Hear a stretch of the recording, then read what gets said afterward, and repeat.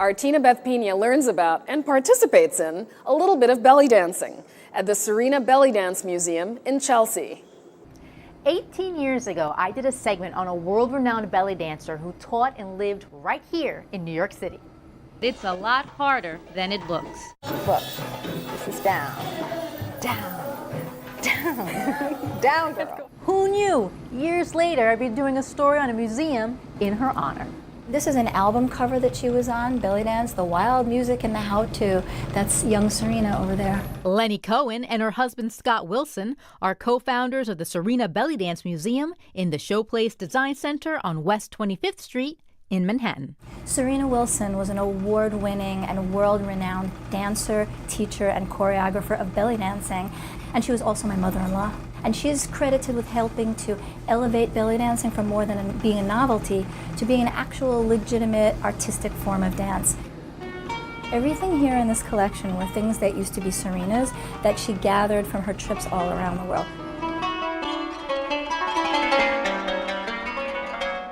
I'm Scott Wilson, and Serena was my mother.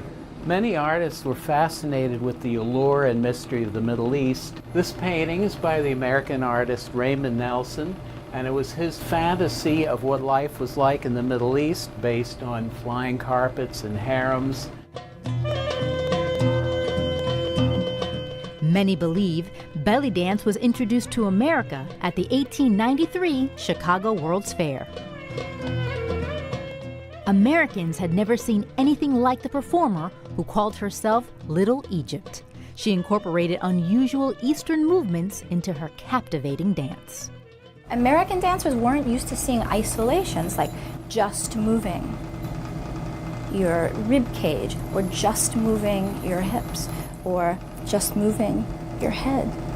Lenny offered to show me some belly dance moves, but first, I had something to show her. Serena gave me this 18 years ago, and I kept it. Wow, you brought your own hip scarf. I brought my own hip scarf.